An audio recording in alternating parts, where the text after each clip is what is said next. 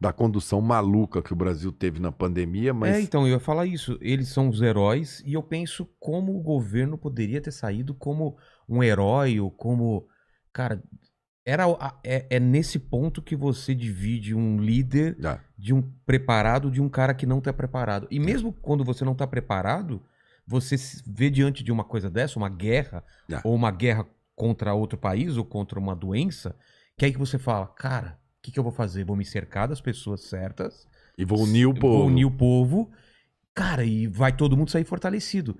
E eu vejo que o Bolsonaro, antes de mais nada, eu não tô nem julgando se ele é bom ou mal, porque pra mim, eu até queria te perguntar isso, me parece ser uma pessoa má, assim, uma pessoa ruim mesmo, assim, que não liga mesmo pras pessoas, porque a pessoa que tem um mínimo de cuidado com o outro, de não pensar só na família dele ou nos deles, ia se sensibilizar. E eu não vi em nenhum momento ele se sensibilizando com a situação mundial, não é só aqui. Então ele tinha toda a chance de sair muito fortalecido. E não foi falta de avisar. Exatamente, ele ia ser reeleito muito fácil se ele chegasse e falou, galera, vamos ter que parar, a economia vai não sei o que, cara, porque aconteceu isso, mas estamos todo mundo junto. Lógico. E aí eu vejo ele fazendo totalmente o contrário, mas como eu tô de fora, seria injusto eu falar isso sem perguntar a sua visão lá de dentro. Eu queria tentar fazer uma linha temporal, porque eu tô aqui fora, eu fui um dos caras mais afetados, porque eu sou da classe artística, trabalho com aglomeração e caiu todo o show.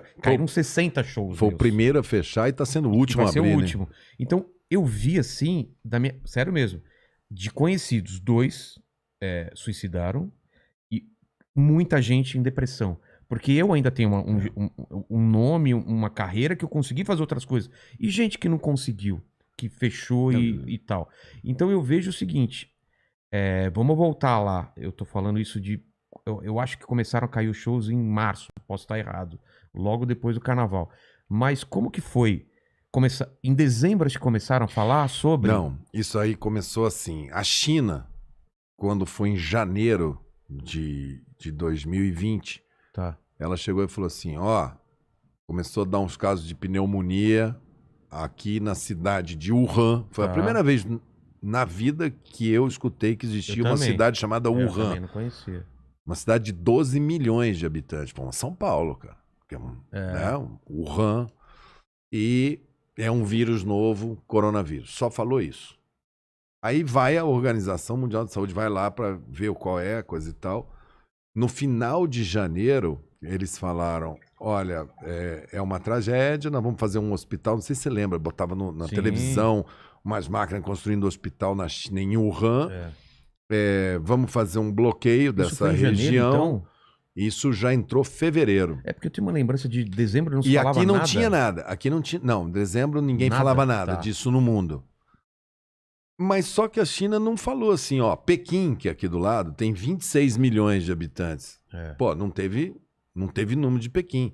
Quantas cidades deve ter a China de 4, de 5, de 6, de 7 milhões de habitantes? E aí você imaginou que estava controlado lá naquilo. Como já teve 2 ou 3 vírus que surgiram e ficaram lá, começou e acabou lá, MERS, SARS, então, o pessoal falou, é mais um vírus pesado, vamos chamar assim. Tanto que eu conversava com os outros países e o pessoal, não, então vamos... E a Organização Mundial da Saúde falou assim, não, é um problema da China e um alerta internacional. Não falou que era uma emergência. Depois de um tempo eles falaram, não, é uma emergência internacional, vai passar para o mundo. Aí caiu o sistema de saúde do Irã, aí o pessoal falou, mas o Irã tá sob boicote e tal. Quando caiu o sistema de saúde da Itália, né? Aí o mundo olhou e falou, não, peraí, o sistema de saúde da Itália não é um sistema fraco. Aí foi indo, cara. Aí foi caindo. França, Inglaterra, capotou, Alemanha. E os Estados Unidos lá, o Trump falando que não, isso não é nada, é uma gripezinha, não vamos estressar com isso. O Bolsonaro entrou na do Trump, os dois saíram com a caixinha de cloroquina. Isso a gente tá falando de fevereiro. Tá. Carnaval aqui... Vida normal, vida que segue. Nenhum caso. Aí quando foi final de fevereiro, começo de março, primeiro caso no Brasil. Aqui em São Paulo, de um paulista que estava na Itália. Ele volta, chega numa sexta-feira, no domingo ele faz um almoço com a família e segunda-feira ele vai no Einstein. Uma doença que entrou pelos ricos. uma das primeiras doenças infecciosas que não foi dos pobres, da periferia para cá. Ela foi dos ricos para lá. Tanto que no começo só dava Einstein, Sírio-Libanês.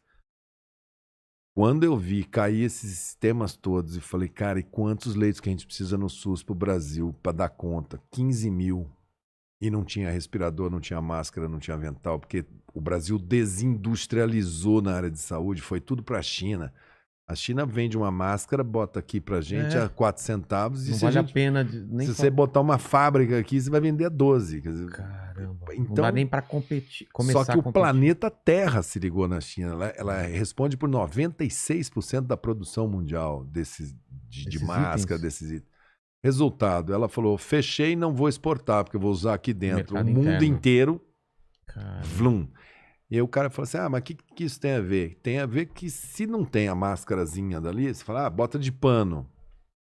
Só que antigamente tinha aquelas lavanderias hospitalares que acabou, porque todo mundo compra descartável, ninguém mais faz aquilo. Caramba. Então a gente ficou, o mundo ficou perigosamente. Aí o cara que tivesse apendicite, ele ia chegar lá, ele ia falar, não tenho o equipamento, não tenho a roupa para vestir o médico para te operar.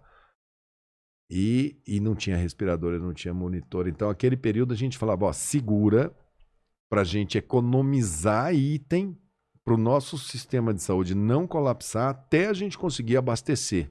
Então, essa foi essa época que você falou, o começo dela. Eu ainda não tinha o número enorme de casos, mas a China ficou 47 dias sem vender um item.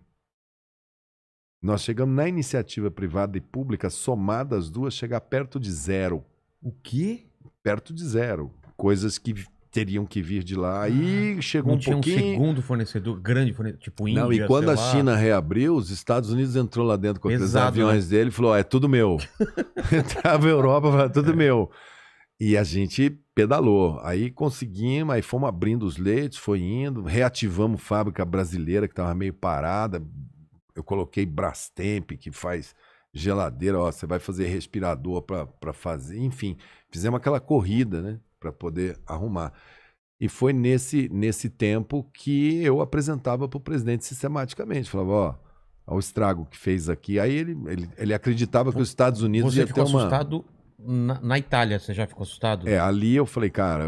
Aí você já acendeu uma luz... E aí tinha um pessoal que o pessoal chama de negacionista ou fake, eles começaram a criar teorias. Tinha uma que era assim, não, esse vírus só rola em país frio, aqui é calor, não vai, o vírus não aguenta no trópico. E eu falava, mas a gente não pode acreditar nisso até isso acontecer, a gente tem que se preparar para o pior, se não acontecer, ótimo. Acabou que o vírus fez um estrago em Manaus, em Cuiabá, as cidades mais quentes daqui todas, o vírus não estava nem aí com calor.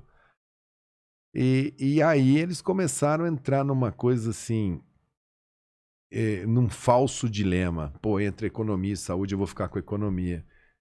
Não é assim que a banda toca. Se você tá na sua casa lá, sei lá, moram 5, 6 pessoas. Se 3 tiverem uma doença que você não sabe o que é, um morre, a família não vai trabalhar, não vai na escola, ela vai primeiro resolver. Essa coisa de viver ou morrer é muito dramática, né?